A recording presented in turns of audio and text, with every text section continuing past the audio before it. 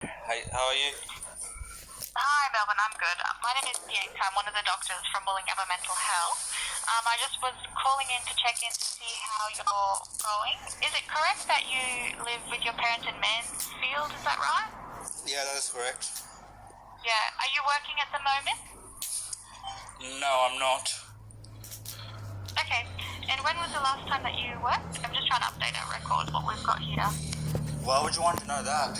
What's what got to do with my mental health stuff or whatever you got to do with? Because the records I have from the last time we spoke with you, it says you work for a transport company or something, and it's out of date. So I'm just trying to update the records that we have about you. It helps us kind of better understand, how you're going, how you're functioning, that sort of thing. Still doesn't make any sense. How work has anything to do with treatment authority. Yeah. But anyways, yeah. I'm currently not employed. I don't think I'll be in the condition to get employed. I can't. It's the side effects from olanzapine and brexpiprazole, whatever it's called, aripiprazole, the new version of aripiprazole. Oh, okay. And tell me about the side effects that you're getting from the olanzapine and the brexpiprazole. I'm just like constantly tired. Heart rate goes up and get dizzy and stuff. That's about it, really. And your heart rate goes up. Have you, how often does that happen to you? Every time I try to work hard, it really varies. When I wake up in the morning, I get it, and then it'll go down. Like normally when I sleep, it'll go back to normal. Yeah. Okay. So when you're trying to work hard, your heart rate goes up. So do you mean like a physical thing, like doing something physical? Yeah, that's correct. Is that what you mean? Yep. Oh, okay. When you're doing something physical, and how many hours do you sleep during the day and night? Why do you want to know that? Sorry for asking. I just want to know the reasons. Because you were saying before that you're constantly tired, so I guess Yeah, that's from olanzapine. So it varies. So how am I supposed to answer that question? Like it varies. Sometimes I fight through the sleep, sometimes I don't. So how can I give you an answer how much I sleep a day on average? You know what I mean? Yeah, I guess just roughly how many hours at night and how many hours during the day. If I guess wrong, that could be recorded and used against me, just like it was with the other previous doctors. Like, for example, I got a background in martial arts and stuff. No, I don't. That was recorded. So I just don't want to answer too many questions with you guys. You'll just record it and use it against me. So I think I just gotta protect myself and, yeah. Right, okay. So at the moment, how are you feeling in your mental health? Yeah, good. How's your mood? Good. Okay. Fine. And how is your appetite? Yeah, I eat. It's good, just like normal. Sometimes I fast, just water and stuff like that, just detox sort of thing. Oh yeah, is that a religious thing or is that just something you do sometimes? Oh no, I just like collect a bunch of rainwater and then drink that for a bit and yeah, just get stuff out of my system. Okay. I feel good I feel good when that happens. When I do that. Is that something you do like once a month, or how often roughly do you do that? We're not talking like all the often, or? Again, I don't know. Just whenever it rains, and I collect the rainwater. I guess. Can't really answer that question. I can't tell the future. Okay. And have you lost any weight? Do you reckon, or do you think your weight's kind of the same? There's a bit of gain. Just like I lost my six pack sort of thing. So it's just I lost it a long time ago, anyways. But that's where the fat's been stored. It's starting to get stored. Okay. And are you able to quantify how much weight you think you've gained Yeah. So over time? I don't know, probably like 65. I'm not sure. Okay. And you you don't know a past weight? Sorry? Do you know, like, a past weight? You think you're 65 now, but do you know a past weight? What does that mean?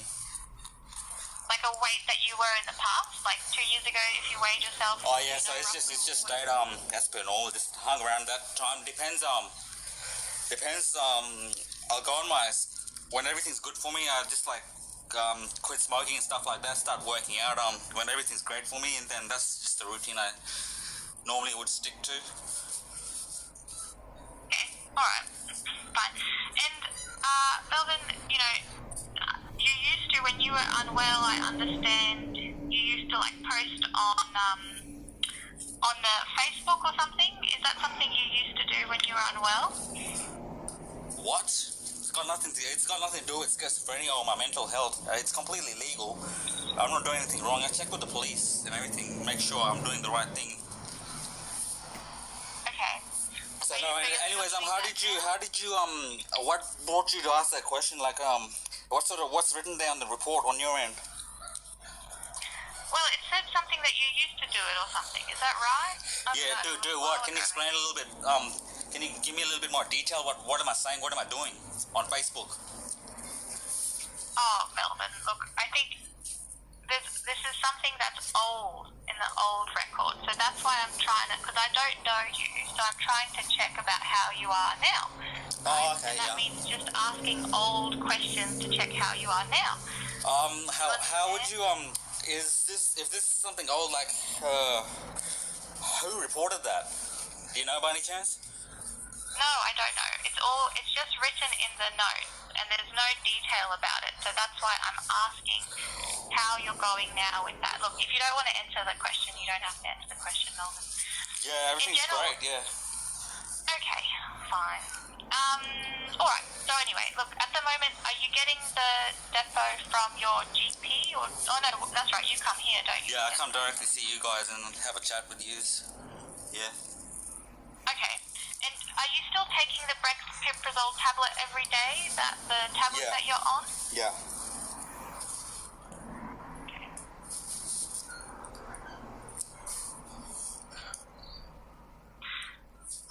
Okay. Fine, Melvin. Do you feel safe?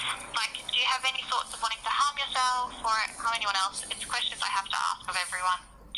You know, risk questions. So, is that something you think about at all? So, say for example, a person that's got depression, you would ask that person with depression, do you want to harm others? Would you ask that person with like depression, for example, the same question? Well, yeah, because sometimes when people are very, very depressed, if they have depression with psychotic features, they can have like paranoid thoughts, and then there is a risk that they may harm someone that they're really angry about or upset about or something like that. Who knows? It's important that we ask these risk questions so that we can then help them, you know, steer away from those sort of actions or thoughts. Is there any reason why you guys? Is there any reason why you guys ask me the same questions every single time I see you guys? It's just like it just feels weird. You know what I mean? It's just the same questions. The doctors have asked me the same question several times, and then they just make a report on it, and then maybe like a couple months go by, another doctor comes in, he might just go through my records and then ask the same questions and just make a report on it. Like, what's the aim of that? Is that how you guys Is that how you guys are making reports and keeping a hold on me through treatment authority? Like I'm not recovering sort of thing, or? Melvin, the treatment authority is not up to me. It's not related to me. I'm one of the registrars, and we change over really often. Okay? Oh, okay, I understand. So I apologize. Yep. That's why we ask the questions, and it seems repetitive. I'm sure it is repetitive, and I know it's annoying for you, Melvin, but the point is that we just check in to see how you're going. And yeah, we do tend to ask the same questions because those are the questions that we normally ask everybody. So it's just to see how you are now. But that's why we try not to go through and like spend too much time going through background history because I know it's annoying and repetitive for you to say the same stuff to us all the time.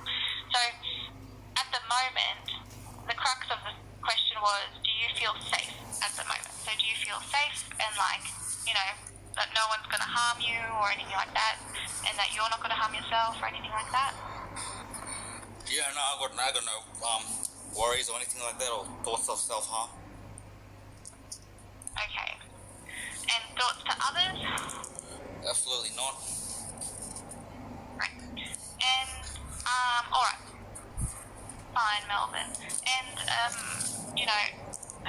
been feeling like you are, so you feel like you're safe at home? Yeah. Have you been hearing anything that other people can't hear, like any voices or anything like that? Nah, negative. Or seeing anything that other people can't see? Nah, no visual hallucinations. Yep, great.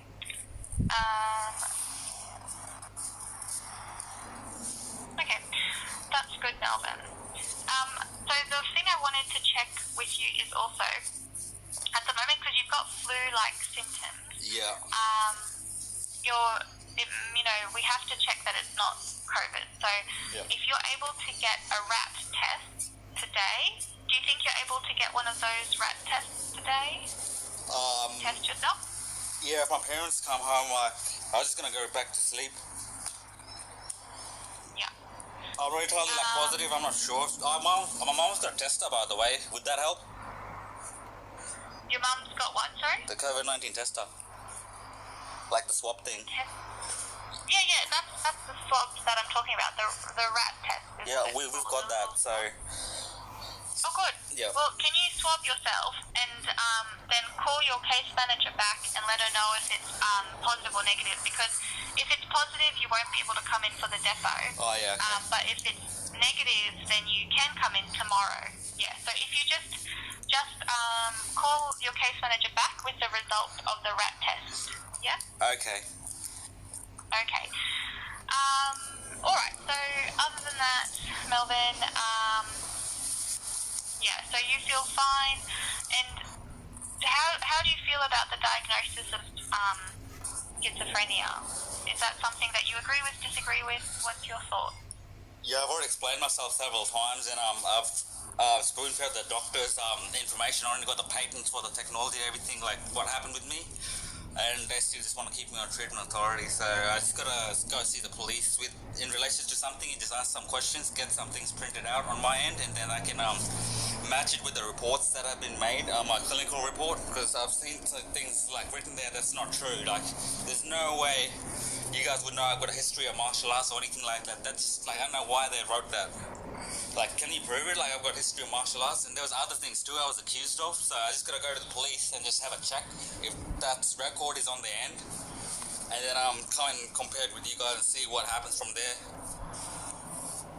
I see. Okay.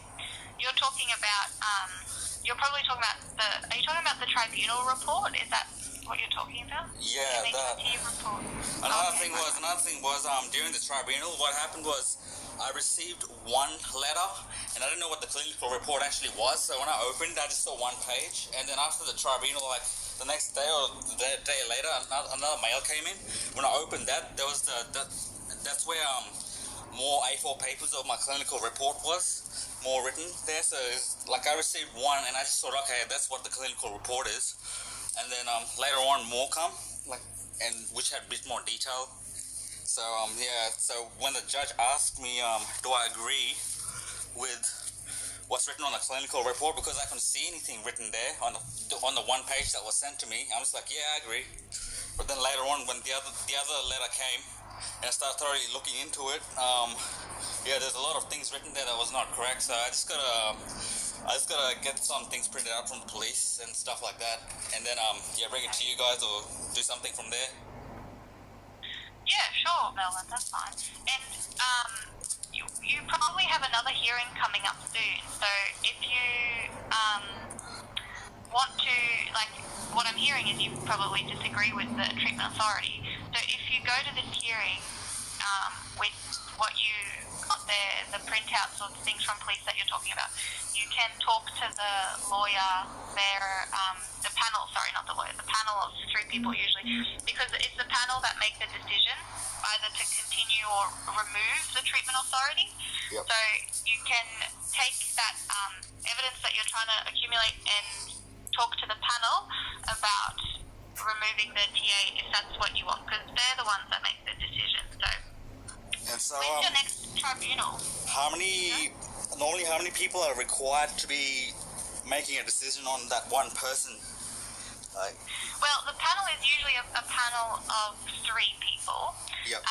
So the panel is usually, one is a lawyer, One is a psychiatrist, but it's not related to the team psychiatrist. It's like an external psychiatrist, you know. And then the other person is like a community member, like someone who is just from the community. I'm not sure. Yeah, and that's a panel of 3 people that sit on the tribunal, and they hear, they hear your opinion, and then the treating team's opinion, and then they make the decision about the treatment authority together, all 3 of them. Okay, no worries. And the lawyer that is provided for us is basically paid by the Queensland Health. Is that correct? That lawyer is provided by by the Queensland government, I think. I don't really know that specifics, Melbourne, who pays the lawyer, but the lawyer is like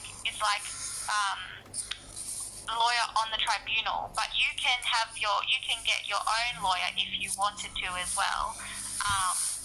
Yes, it's hard to find a lawyer that has studied Mental Health Act 2016. It's like 2,000 pages or something. But that's it's not many of them around. They'll probably be expensive. Lawyers can be expensive, but I don't know. You can talk to your case manager, see if she has any ideas of cheaper services that you can get if you wanted to. I don't know, but anyway, so you can talk to your case manager about that. She might have more of an idea than I do, because I don't really know what about the lawyers. But okay, all right, Melbourne. So anyway, so your tribunal, I'm not sure when that's coming up, but you can go there and tell them that you want it revoked and the reasons why you want it revoked and all of that, okay? And then the problem is they're not giving me reasons why they're still not revoking it. Like, that's what I wanted to them to like give me a detailed reason why, so I can understand it, and then do something about it or whatever. Or just take it, sort of thing. And that was never explained to me why they didn't want to revoke it. Yeah. Because I wrote my whole story, like it was like a couple of pages, and got an email to the panel, and the judges read it and stuff like that. But I didn't really get too much chance to talk or speak for myself. They just asked me questions and I answered questions. Not much reason was actually given. So, but anyways, you can't do much about that. Yeah, see how you go this next panel. Maybe write down your thought that you want to read out loud or something, and then you have like a prepared couple of, like a statement or something. Do you know what I mean? Maybe is that helpful, or I don't know. Yeah, no, I had everything written down. I had the patents and everything. It's everything they would have needed just to see and go, okay, we've made a mistake. We're going to take you off the treatment authority. You're basically innocent. Like, I don't have a criminal history or anything like that. I'm not a bad person. I haven't done anything wrong. I haven't assaulted anyone or anything like that. Physically. Yeah, I believe you, Melbourne. I think it's not supposed to be like a punishment. Like, the point of the treatment authority is to protect you, because with this diagnosis of paranoid schizophrenia that you have, if you become unwell at one point, then, you may stop the medication, and then you may get more unwell, and then you may be admitted to hospital again. But having the treatment authority in place allows us to, help you when you're getting unwell. Make sure you get your medication, and then you can stay out of hospital. So the point of the treatment authority is to help you, not to punish you or anything. We don't think you've done anything criminal or anything like that. The point is purely for your mental health. We just want to make sure that you stay well. We want to see you out of hospital, living your life, and not having to get admitted and have everything disrupted in that way. You know what I mean? Yeah, I had this question, like, in relation to what you just explained before. If you stop taking your medication, you'll get more unwell. How does that work? Because you're in treatment, receiving treatment, so you just whatever the medication is doing to you, and then you stop it. How does that make it worse? Because if you become unwell with the paranoid schizophrenia, basically what happens is you'll become more paranoid, or you might think that people are out to stalk you or harm you or hurt you or something. And then you can also have poor sleep, you may not eat a lot. Those are the usual symptoms of becoming unwell.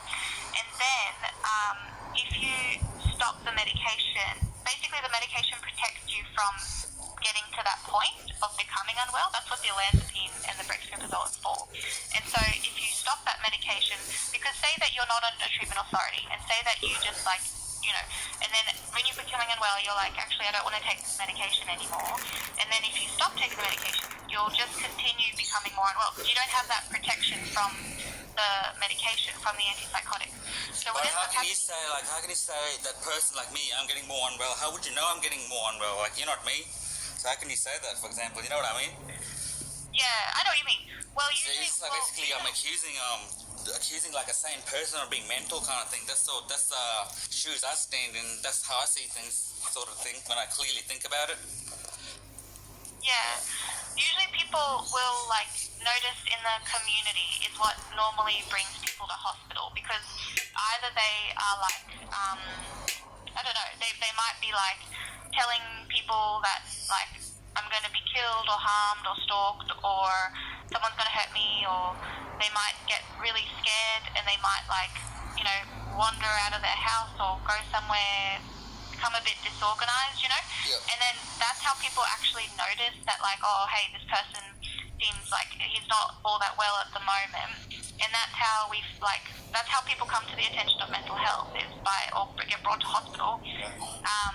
Because people in the community tend to notice, hey, this person doesn't look like he's like very well at the moment. So that's what happens.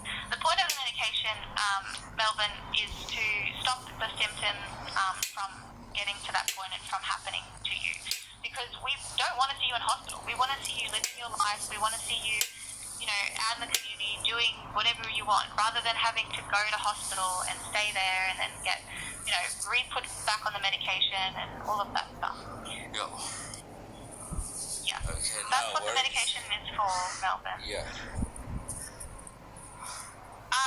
Look, I know that you disagree with the treatment authority, and if you want to talk about that, you can take that to tribunal.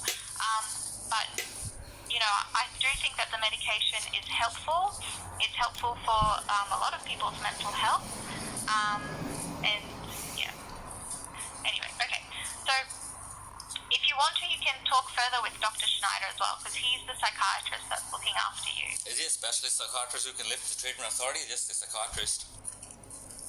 He's the psychiatrist that your treating psychiatrist is. Let me have a look quickly.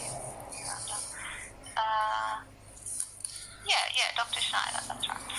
Have you spoken to him before? You would have, probably. He's someone like, he talks to me over the phone. Every time he talks to me, he says to me, I look fine, I seem fine, and everything else. But I've already gone through Dr. Timothy Edwards and stuff like that, and I got put into the. Sorry. Tim is a registrar like I am, so neither of us are psychiatrists. We're like trainees. We're trainee psychiatrists. Oh, okay. So that's why you get a different person like Tim and I, because we change over every 6 months. So that's why that keeps happening. Just to explain it, Melvin. But Paul Schneider is your like main continuous psychiatrist. Yeah, exactly. Anyway, okay. So I do have to go now because our appointment's finishing at 9:30. And so, okay, but what I'll do, Melvin, is That's a quick question. So, just by talking to me, what's your assessment? How do you think I am? Like, talking to you and everything else, like, good, or what do you think? Melvin, I don't know you very well. At the moment, you seem fine speaking with me. Yep. But that doesn't discount the fact that I do believe, you do have a diagnosis of paranoid schizophrenia. It's a lifelong thing, and the medication helps keep you well. And it is helping, because at the moment you seem fine, so the medication is probably helping to keep you well. Yeah, I might have to look into the definition of schizophrenia, because basically what happened to me was I got set up from a program called gang stalking.